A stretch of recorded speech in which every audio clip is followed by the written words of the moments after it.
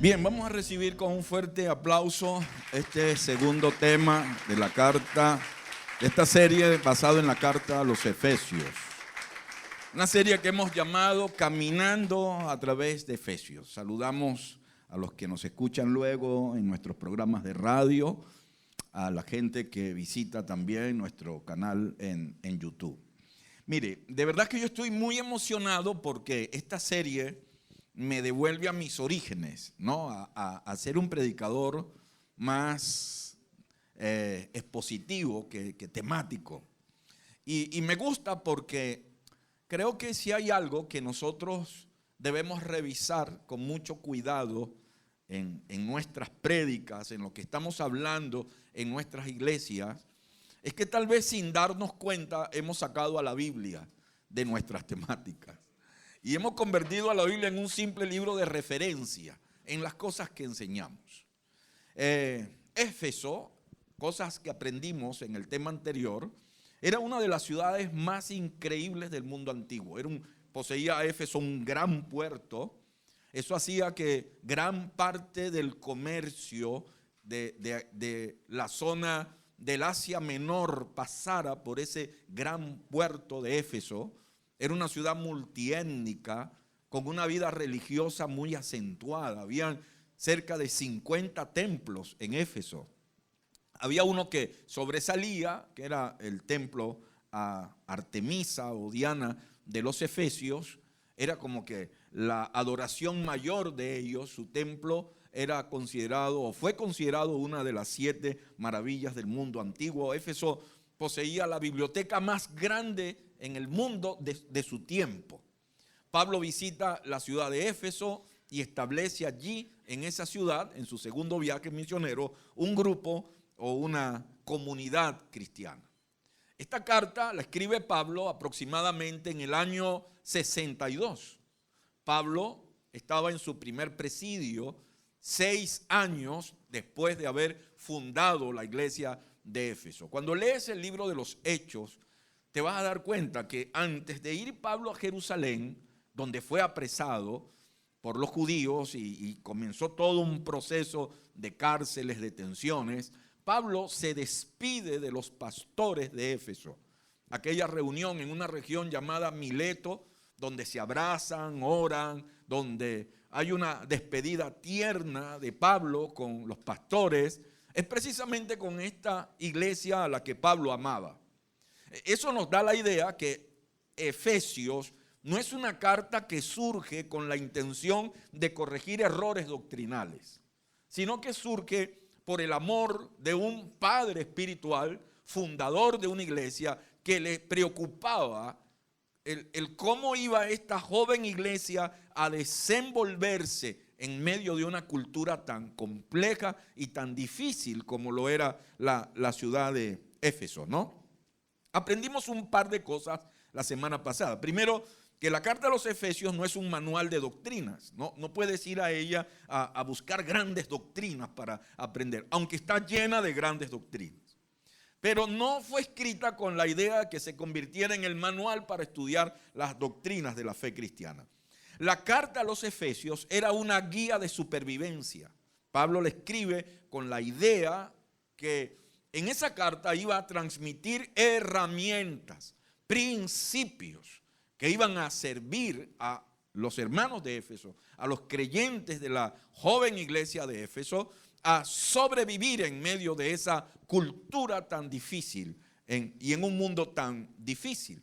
Por eso revisábamos que Pablo comienza afianzando en ese capítulo 1 nuestra identidad. Nos dice Pablo quiénes somos, y Pablo introduce la poderosa enseñanza de nuestra elección. De eso estuvimos hablando en el tema anterior. Ve al canal de YouTube, ya está allí, lo subimos, lo puedes escuchar con detenimiento, puedes revisarlo, hacer tus notas si tú quieres en tu teléfono o en una libreta, recomendarlo a otras personas, pero en el tema anterior pues detallamos todo lo que tiene que ver con esto de nuestra elección. Capítulo 1, verso 4 dice, Dios nos escogió en él, ¿cuándo?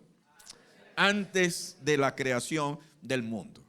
La gran conclusión del tema anterior fue esta: soy salvo y lo que soy hoy es el resultado de un plan diseñado por Dios mismo, ejecutado por el Hijo en la cruz y confirmado en mi vida por el Espíritu Santo. De eso hablamos, ¿verdad? Ya se lo resumí. Yo quería en este segundo tema, y creo que se los dije la semana pasada, irme de Juan al capítulo 2. Mira que iba emocionado a revisar el capítulo 2. Esta serie no es una serie que vamos a desarrollar texto por texto, capítulo por capítulo. No, vamos a tomar temas interesantes de la carta a los Efesios y buscar la manera de aplicarlos a nuestro tiempo, a nuestra vida práctica hoy. Y yo quería irme ya a revisar todo lo que Pablo escribió a los Efesios en el capítulo 2. Pero pasando en mi travesía por el capítulo 1, me encontré con los últimos versículos de ese capítulo. Versículo 15 en adelante de ese capítulo 1. Y encontré algo muy relevante y muy interesante. Y dije, hey, me voy a detener aquí, vamos a hacer una pausa otra vez en este capítulo 1. Porque creo que esto que te voy a compartir hoy aplica a nuestro tiempo. Y tú y yo lo necesitamos profundamente. Y quiero meterme en esa temática con una pregunta. ¿Qué haces cuando alguien que tú amas te preocupa? Cuando tú estás profundamente preocupado por alguien que tú amas. Ponte, eres papá, te preocupa tu hijo. Cómo actúa, cómo responde, cómo es. Deja la cama extendida, no friega los platos, contesta mal, abandonó los estudios, no quiere buscar trabajo, se para a las 10 de la mañana, se acuesta a las 12 de la noche. ¿Qué haces cuando algo así te preocupa? Le entró a piña, pastor. ¿Qué haces cuando tú ves a alguien, te preocupa que corra peligro, que está expuesto a un ambiente peligroso, que está en un mal trabajo, que está rodeado de malas personas, que fomenta relaciones tóxicas? ¿Qué haces cuando algo te preocupa? Cuando te preocupa la salud de alguien. Mira, ante todas estas preguntas, la respuesta es una sola. ¿Oras o no? Le monto un trabajo, pastor, de oración. ¿Sí? Empiezas a orar por esa persona. Te inviertes tiempo en levantarte y en decirle a Dios, Señor, mira a mi hijo. Señor, haz algo por ese muchacho. Ilumínalo o elimínalo. Algo haces, ¿verdad? Tú oras. Tú oras para que Dios haga algo. Y siempre en tu oración tú le pides a Dios que ayude a esa persona. ¿Sí? Que le provea de las cosas que necesita para salir adelante o para superar eso que a ti te preocupa. Qué interesante que cuando tú estás revisando el capítulo 1 del libro de Efesios y llegas al final, versículo 11, tú encuentras algo así. A un Pablo preocupándose por los efesios, preocupándose porque conocía a Éfeso, la ciudad. Conocía el estilo de vida de esa gente, lo que ellos pensaban acerca de Dios. Tal vez le preocupaba el hecho de que en su mayoría eran nuevos creyentes. El que más tiempo tenía de cristiano tendría 6 años de cristiano. En un mundo que no es como este. No existía la Biblia, no existían lugares como estos. Estaban rodeados de toda una cultura en el mundo entero que iba en contra de los principios de Dios. Y ahora entiendo por qué Pablo escribe lo siguiente. Dice, desde que me enteré de su profunda fe en el Señor y del amor que tienen por el pueblo de Dios, verso 15 del capítulo 1, el amor que ustedes tienen por el pueblo de Dios en todas partes, no he dejado de dar gracias a Dios por ustedes. ¿Qué más? Y los recuerdo constantemente en mis oraciones. Comencé a orar por ustedes.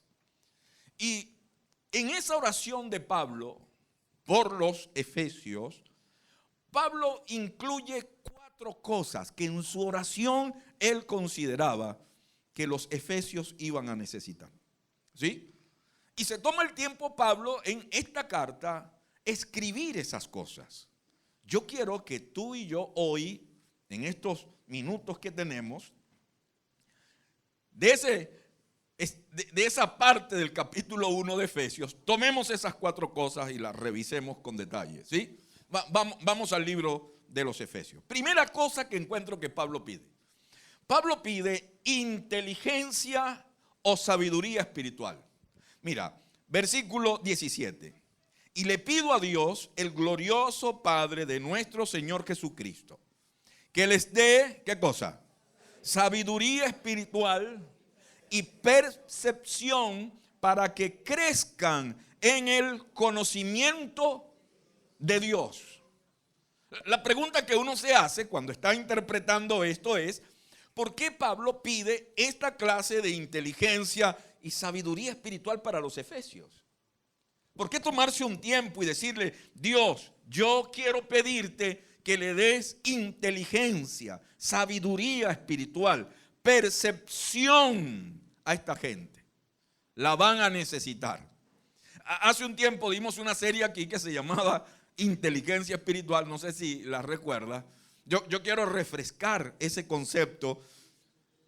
Pablo les dice, verso 17, yo le pido a Dios, el glorioso Padre de nuestro Señor Jesucristo, sabiduría, inteligencia espiritual, para algo en específico, para que ustedes crezcan, ¿en qué? En el conocimiento de Dios. Y aprendimos que sabiduría o inteligencia espiritual es aquella que nos revela la voluntad de Dios. Es esa capacidad que tú y yo podemos tener en nuestra vida de entender cuál es la voluntad de Dios, lo que a Dios le agrada. Y aquí te quiero aclarar algo. A veces tú tratas de encontrar la voluntad de Dios por medios externos. Empiezas a buscar un predicador iluminado, un profeta de 40 días de ayuno, alguien que te diga, dígame usted, ¿es ella o no es ella? ¿Sí? ¿Hago esto o no lo hago? ¿Tomo esta decisión o no tomo esta decisión? Pablo está orando por los hermanos de Éfeso y dice, Dios, yo quiero que tú les des a ellos sabiduría e inteligencia espiritual para que ellos mismos puedan comprobar la voluntad de Dios. Para esta inteligencia o esta sabiduría espiritual me permite entender lo que a Dios le agrada. Me revela la voluntad de Dios, lo que Dios quiere, los principios que rigen la vida en Dios y el reino de Dios. Pero también nos ayuda a conocernos a nosotros mismos. Sí, qué interesante, cuando revisamos el capítulo 1, Pablo dedicó un tiempo para decirnos quiénes somos. No somos cualquier clase de personas. Somos elegidos por Dios desde antes de la fundación del mundo mismo. Y yo no puedo desconectarme de esa identidad. Yo debo tener presente siempre quién soy. Y lo que me ayuda a tener siempre presente lo que soy es la sabiduría espiritual. Esa sabiduría que viene de Dios. Pero también esta sabiduría nos ayuda a conducirnos bien en la vida, a tomar buenas decisiones, a manejar bien nuestros asuntos de moralidad. Es una sabiduría necesaria en nuestras vidas. Y cuando tú revisas los escritos de Pablo, las cartas de Pablo, qué curioso, Pablo era muy insistente en pedirle al Señor por esta clase de sabiduría para los creyentes. Pablo le escribe, por ejemplo, a los hermanos de Colosa, en Colosenses 1, verso 9, otra carta, otra gente. Por lo cual también nosotros, desde el día que lo oímos, ¿qué cosa? No cesamos de orar por ustedes y de pedir que sean llenos ¿de qué? Del conocimiento de su voluntad en toda sabiduría e inteligencia espiritual. Y entonces a estos hermanos de Colosa, en la carta de Colosenses, Pablo les lanza la misma receta. Oro para que tengan sabiduría e inteligencia espiritual. Creo que si tú tienes que orar por algo en la vida de tus hijos, ahí tienes una receta. Señor, reprendo todo espíritu de brutalidad espiritual, dice muchacho, ¿verdad? Dale sabiduría e inteligencia espiritual. Porque es una brújula. Porque lo voy a necesitar en mi vida. Porque vamos a estar claros. Quieras tú aceptarlo o no quieras aceptarlo, mira, los grandes enredos de nuestra vida han sido el resultado de acciones poco inteligentes. Piensa por un momento todas las veces que tú has metido la pata. Piensa por un momento todas las veces que tú y yo la hemos regado. Y no me vengas a decir que no ha ocurrido. Mira, yo lo he hecho un montón de veces. Hay momentos en que a mí me asalta la memoria de cosas que he hecho y me detengo y digo, ¿cómo fui capaz de hacer algo así? Siento vergüenza. He afectado la vida de otros. He puesto en peligro mi futuro. Pero resúmelo en una frase muy venezolana. Le metimos al loco. Sí, en ese momento se nos subió el loco. Y cometimos acciones locas. ¿O no? Y esas acciones fueron poco inteligentes. Y eso aplícalo en tu vida financiera. ¿Cuántos malos negocios no habrás hecho por no haber usado sabiduría e inteligencia espiritual? O aplícalo a tu vida sentimental. ¿Con cuántos locos o locas no te has enredado? ¿Sí? Aplícalo a tu vida moral. O apliquémoslo a nuestra vida de fe. ¿Cuántas malas elecciones no hemos hecho? Y detrás de una mala elección, de una decisión loca de nuestra vida, hay una carencia de sabiduría.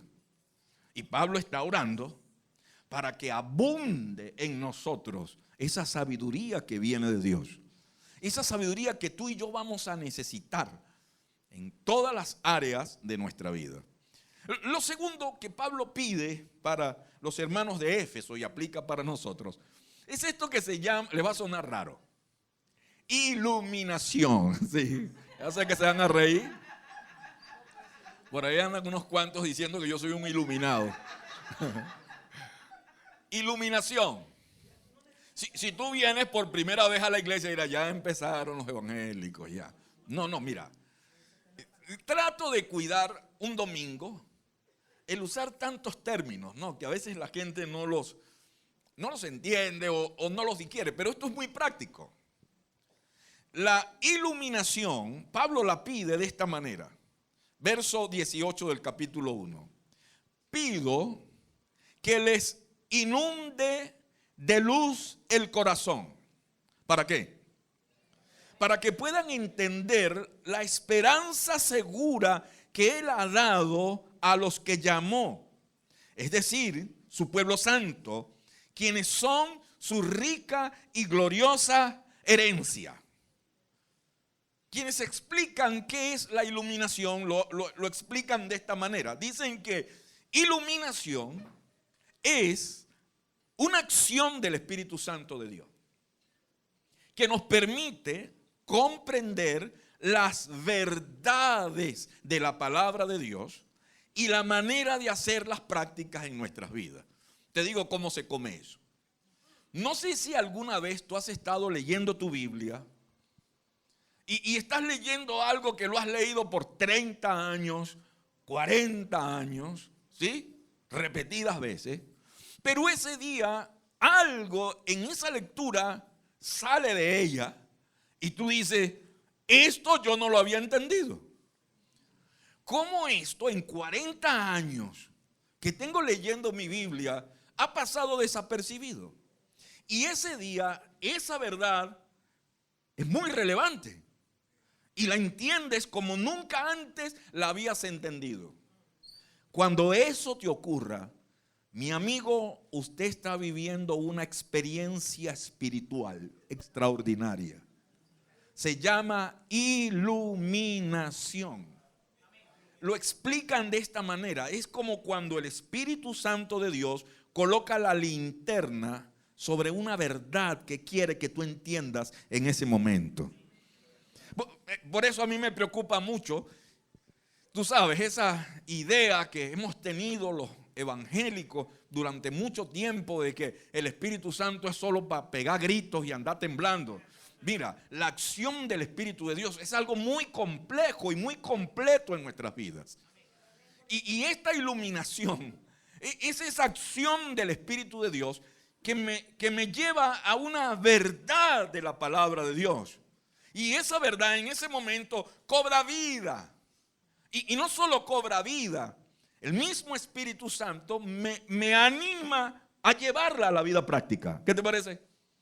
Y Pablo dice, yo oro para que ustedes tengan esa clase de, esa experiencia, ¿no? Lo dice así, verso 18. Que les inunde de luz el corazón, para que puedan entender un par de cosas. Número uno, la esperanza segura. Deténlo ahí. Una cosa es tener esperanza y otra cosa muy distinta es tener esperanza segura. Por ejemplo, yo tengo esperanza que Magallanes gane el campeonato este año. Pero les digo algo con toda honestidad, no es seguro. Yo tengo esperanza que la Vinotinto vaya al mundial. Hermano, tengo fe, ¿verdad? Tengo esperanza de que eso ocurra, pero eso no es seguro. Tú puedes tener esperanza de que tú le vas a hablar a esa muchacha y esa muchacha se va a rendir ante tus encantos. Pero te voy a decir algo, viejo. No es seguro. Y es probable que a usted lo raspen en la goma y le digan una evangélica, sigamos orando. O sea, sigamos orando. Es un no evangélico.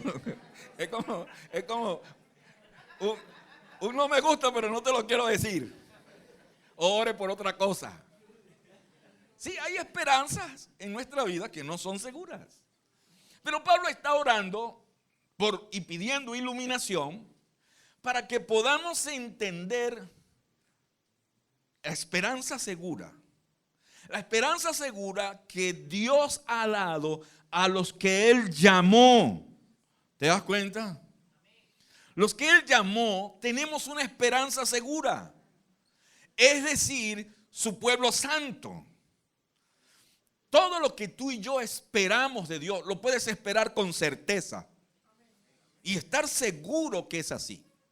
Tengo un amigo que tenía una práctica loca. Cada vez que había un juego de fútbol, él trabajaba, no podía ver los juegos en su casa. Entonces, él le pedía a su esposa que le grabara el juego. ¿Sí? Mira, grábame el juego, que cuando yo llegue yo lo veo. ¿Y sabes lo que hacía el loco de mi amigo? Cuando llegaba a su casa, nadie le decía el resultado del juego, no dejaba porque él iba a ver su juego.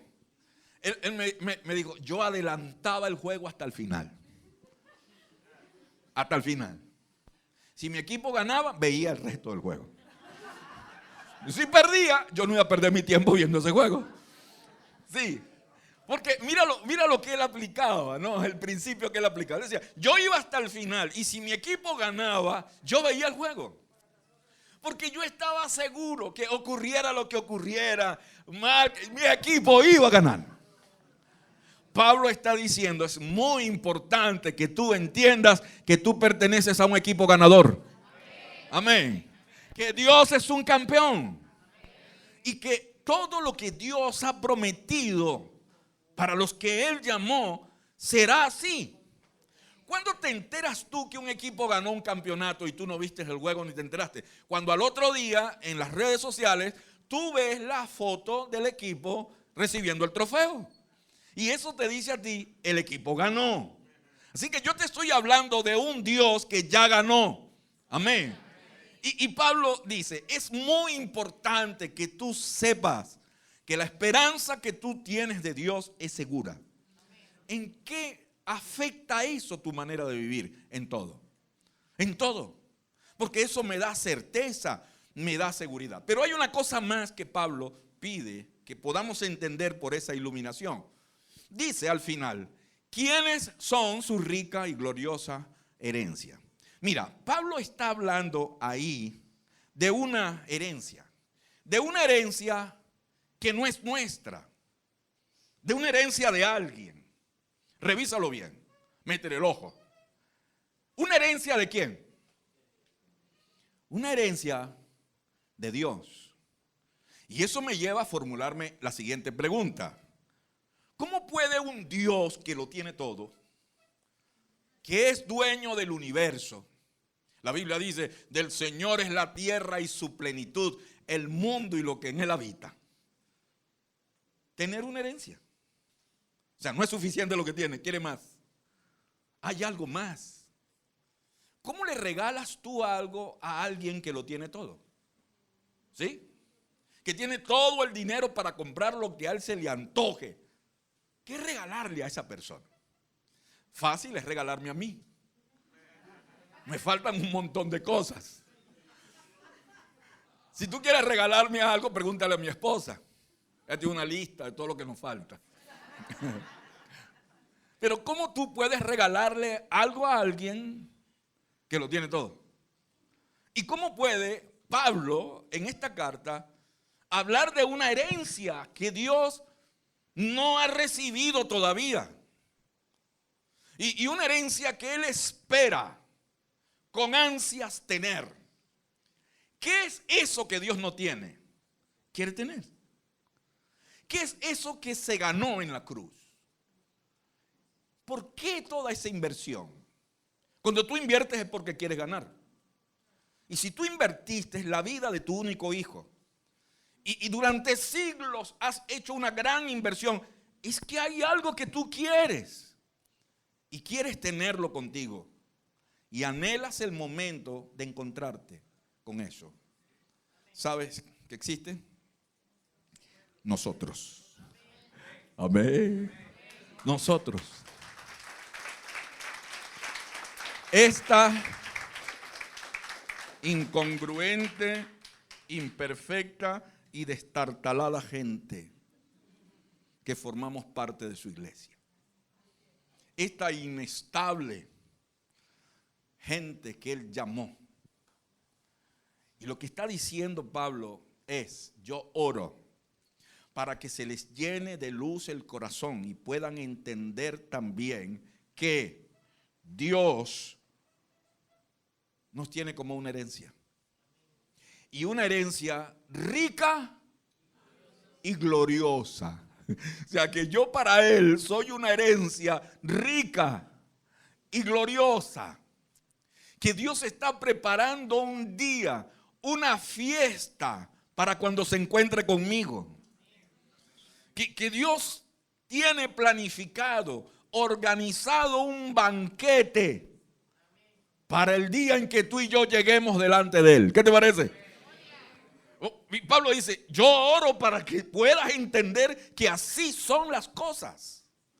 Puedas entender que soy de Dios y Él me ama. ¿Quieres decirlo en voz alta? Soy de Dios y Él me ama.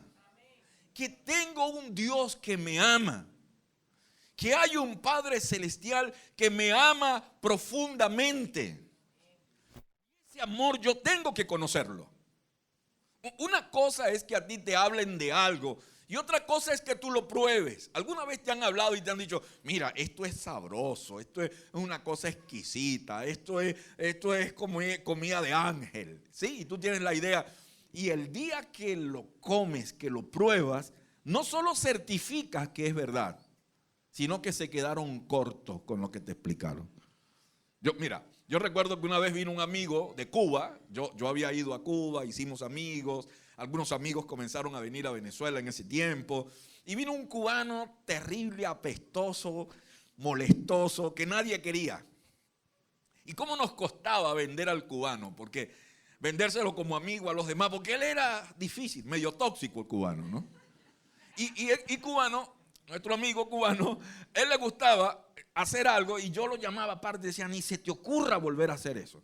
Él le gustaba hablar delante de los venezolanos mal de las arepas.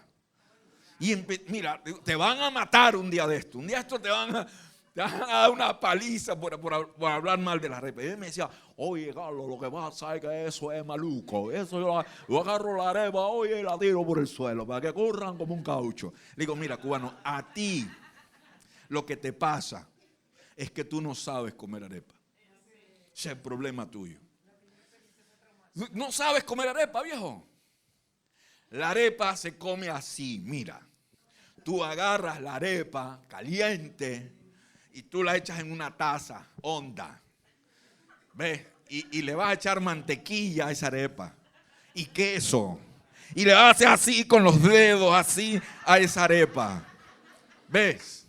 Y cuando te la comas, tú vas a agarrar la arepa y hasta te vas a meter los dedos en la boca con todo y arepa. Así es que se come arepa, loco. Un día estamos en casa de unos amigos, vamos compartiendo, y la hermana, la mamá de mi amigo, llevamos a cubano por allá, le dijo, vente, y se lo llevó a la cocina y le hizo arepa y lo sentó a ver televisión. Al rato sale ella y me dice, Carlos, anda, ve a cubano. Mira lo que está haciendo. Entonces cubano, amigo mío, estaba frente al televisor con la taza, con arepa, haciéndole así a la arepa. Y se metía la arepa con todo y dedo en la boca, ¿no? Y yo salgo a verlo y entonces él se voltea y me ve y me dice, óyeme, esto es rico. ¿Sí? Una cosa es que a ti te digan algo y otra cosa es que tú lo pruebes. Yo puedo hablarte de cuánto te ama Dios, de todo lo que Dios ha hecho por ti, todo lo que Dios anhela para ti, y otra cosa es que tú lo entiendas.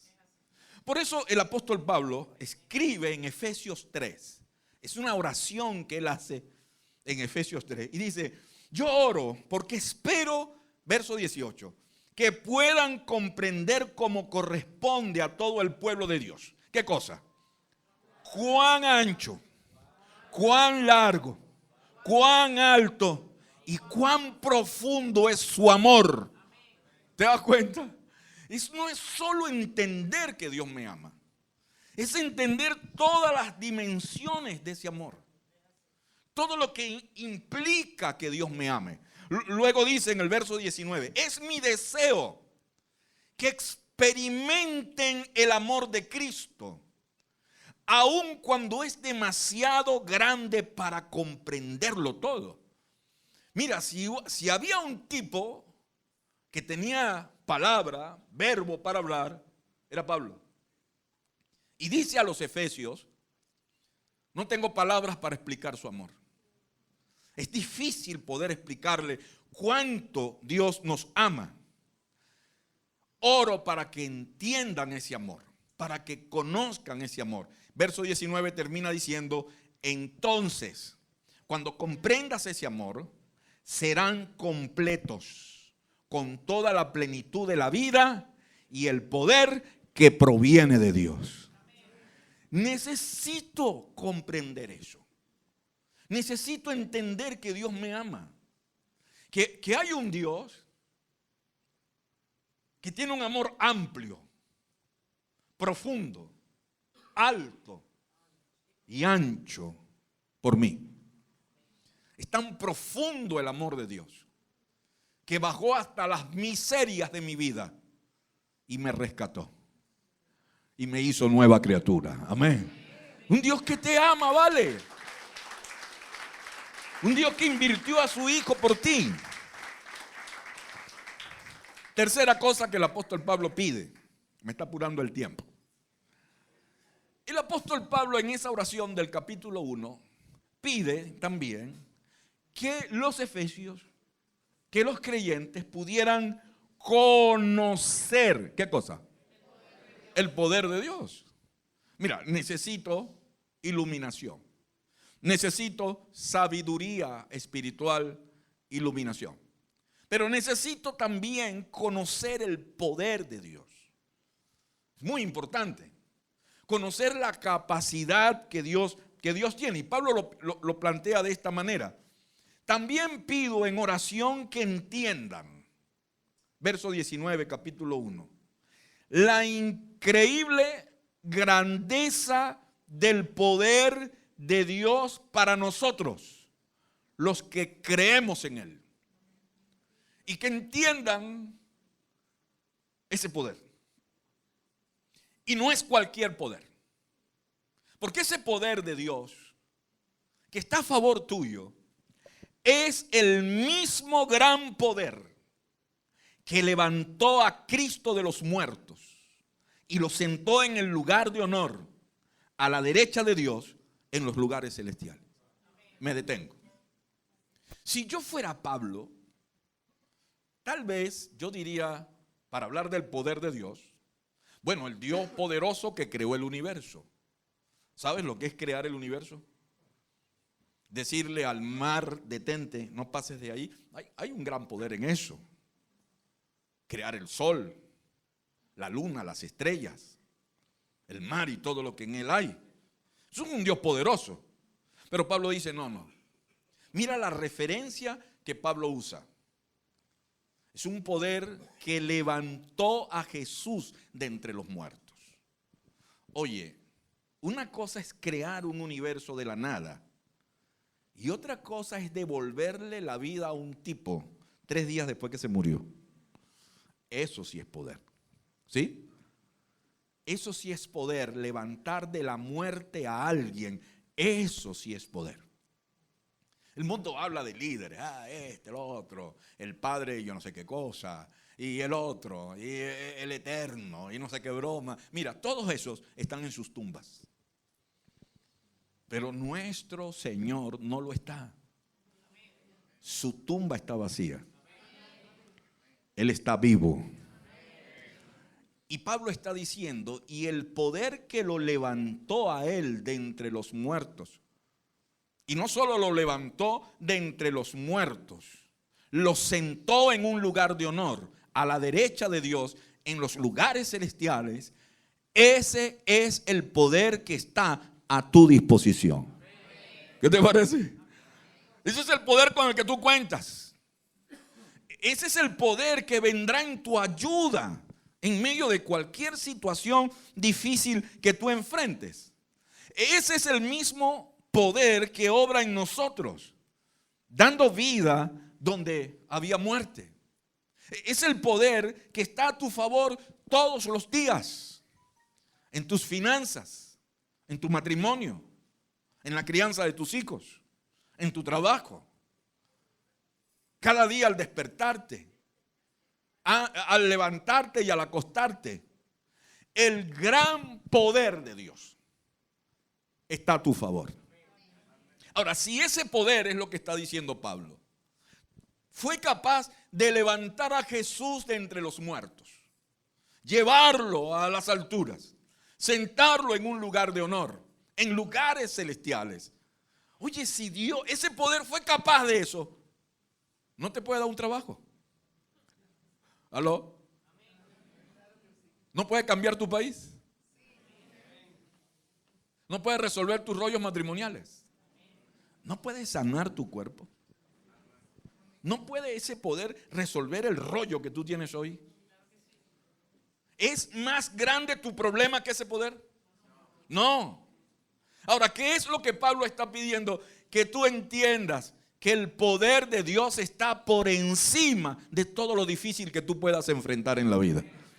Tú puedes tener el problema que sea, la situación que sea, el diagnóstico que sea. Los expertos pueden decir de la economía lo que les dé la gana, pero cuando Dios acciona su poder, ocurre lo sobrenatural.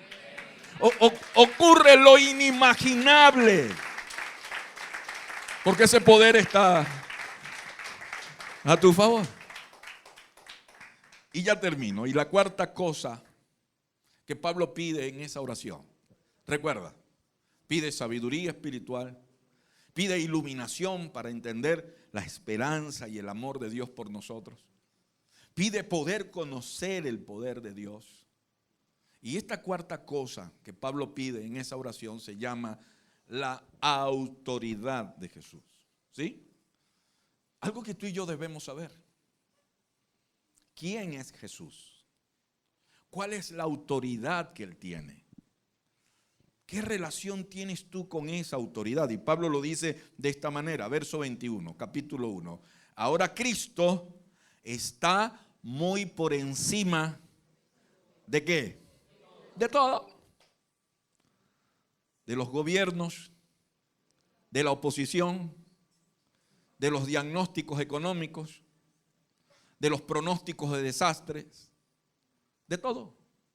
De lo que dijo un médico, de lo que tú piensas de ti mismo, de lo que dice el diablo, de lo que te sucede, de todo. Jesús está por encima de todo. Sean gobernantes o autoridades, o poderes, o dominios, o cualquier otra cosa. No solo en este mundo, sino también en el mundo que vendrá. Debes saber quién es Jesús y que su autoridad está por encima de todo. Dios ha puesto todo, ¿bajo qué? Bajo su autoridad, la autoridad de Cristo, a quien hizo cabeza de todas las cosas. ¿Para qué? ¿Y cuántos son iglesia? Ay, Dios. Me encanta algo de Pablo. Y lo compartía con Beli, con Chanti en el carro cuando veníamos. Para Pablo, la iglesia no era un evento los días domingos. Para Pablo, la iglesia no era un edificio. Para Pablo no era la iglesia una reunión a la semana. Para Pablo la iglesia es algo a lo que pertenezco. Para Pablo la iglesia es una institución de la cual yo formo parte. Lunes, martes, miércoles, jueves, viernes, sábado y domingo. Para mí la iglesia no es un sitio donde yo voy y dejé de ir.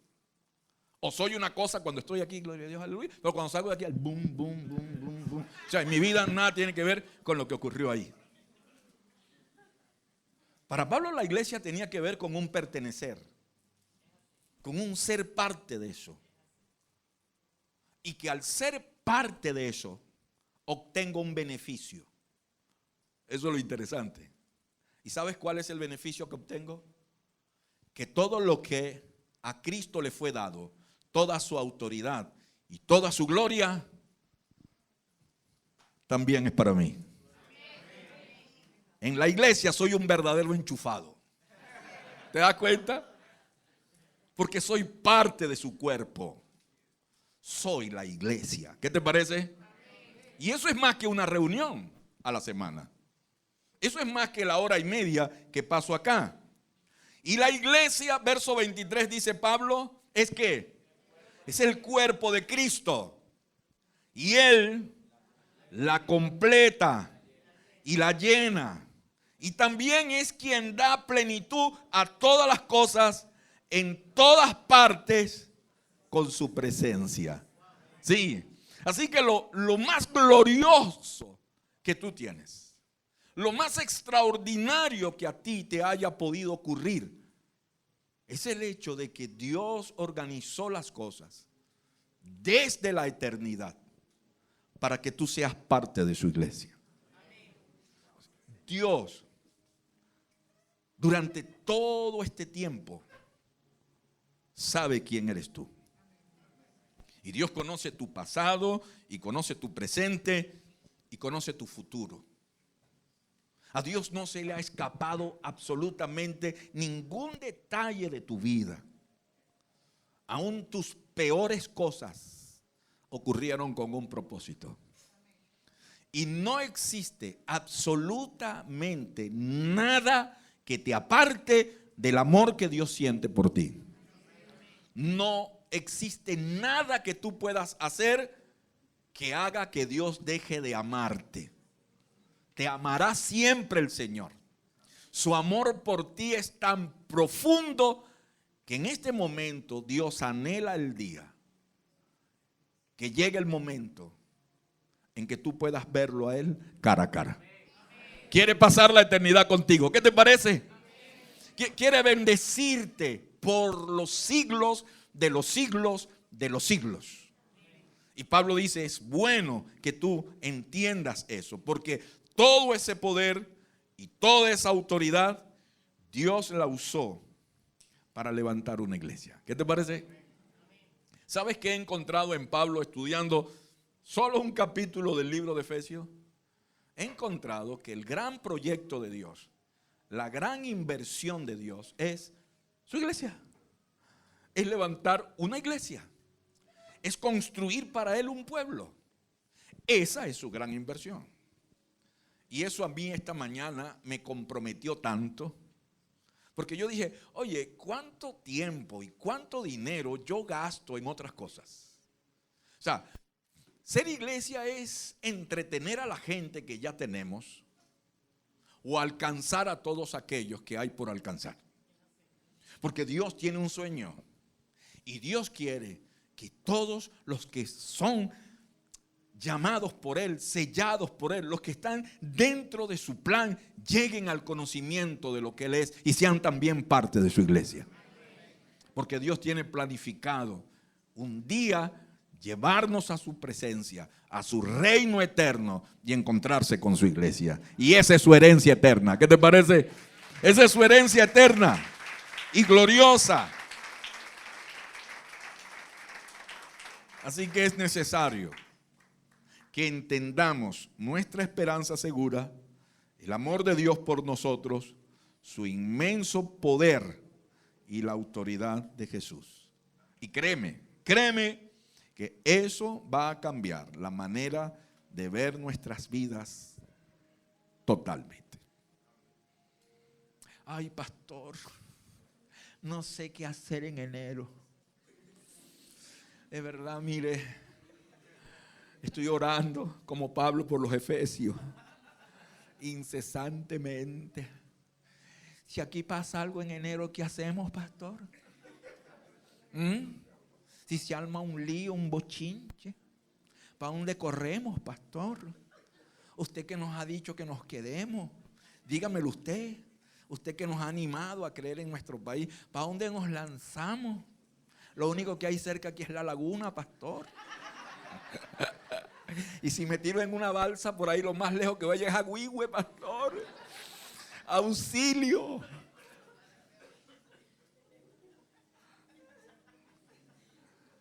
Tú no sabes quién eres, chamo. Y tú no sabes lo que Dios es capaz de hacer por ti. Tú necesitas conocer a Dios. Y todo su inmenso poder y toda esa autoridad que Dios tiene está a tu favor. Y si Dios tiene que sacar agua de una roca, lo hará. Y si Dios tiene que dividir un mar, lo hará. Y si Dios tiene que resucitar algo que está muerto, Dios lo hará. Dios lo hará. Punto. Quédate tranquilo. Avanza seguro y camina seguro, con una esperanza segura, entendiendo que hay un Dios que te ama, que cuida de ti, que hay un Dios que tiene un poder extraordinario y que hay un Jesús al que Él le ha entregado toda autoridad sobre todas las cosas para beneficio de tu vida. Y tú estás incluido en sus planes. Amén. Tu familia está incluida en sus planes. Tus hijos están incluidos en sus planes. Tus sueños están incluidos en sus planes. Porque Él es un Padre celestial que te ama profundamente. Y cuando tú entiendes eso, lógicamente, eso cambia tu manera de vivir. Amén. Señores, eso es caminar en la vida a través de Efesios. Amén. Eso es tomar la palabra de Dios para que se convierta en un faro en mi vida. Dios te bendiga. Gracias por venir. Próxima semana seguimos aprendiendo. ¿Quieres estar en pie ahí donde estás? Hemos llegado al final de Buenas Nuevas para la Ciudad. Si deseas escuchar nuevamente este tema, visita nuestro canal en YouTube, LBN Valencia Oficial. Hasta pronto.